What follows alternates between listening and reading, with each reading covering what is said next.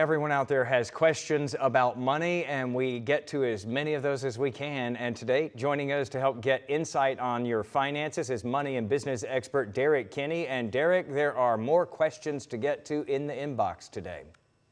Jason, great to see you. One of my favorite segments to hear from what people are thinking and what worries them. Let's help them out right now. All right, let's start with Sandra today in Plano. She's asking, I've heard you say that before you get to your first million, you need to get to your first 1,000.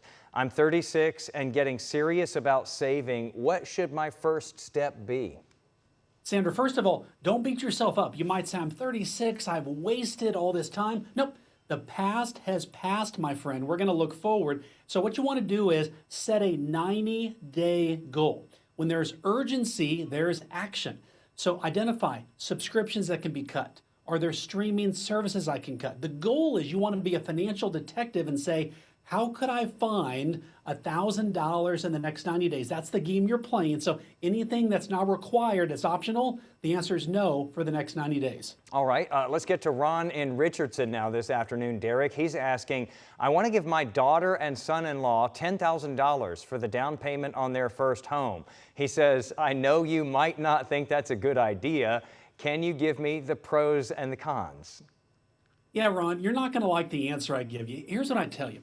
You want to be the good guy, and you think you're helping your kids and your son-in-law and daughter-in-law and so forth. The key is people that earn it have a higher sense of owning it. So many families make this mistake of, I'm going to give a down payment, I'm going to buy the car, I'm going to do this for my kids, all thinking it's going to help them. The problem is there's the element of control. They can feel in the back of their mind that mom or dad is controlling our situation.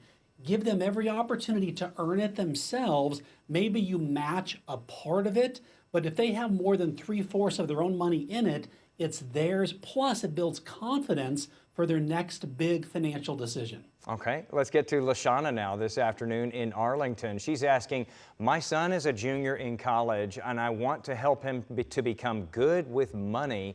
What are your best tips? It's kind of open-ended there, Derrick, so take a big swing.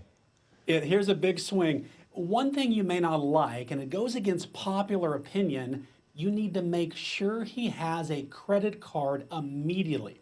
So many parents shy away. Nope, only use debit. The U.S. economy is built on credit. And the more you can give your child agency, helping them make decisions with a credit card, you're training them sort of while still under your care, even though they're at college, you're preparing them for their financial future. Give them a budget, insist they use the credit card to pay certain items, and then they pay it off at the end of each month. You're giving them the gift of better financial decisions and better interest rates down the road. Okay. And then let's close out with Ruth in Trophy Club. She writes, I'm worried about not having enough money to retire. Everything I read gives me a different number, and I'm confused. Please calm me down with a simple answer. So she's looking for an answer here and some calm, Derrick. And she's right about that. You see different numbers all the time when you look at these things. Well, a little red wine, a little classical music. But besides that, here's what I would tell you to do. You want to live on a practice retirement budget.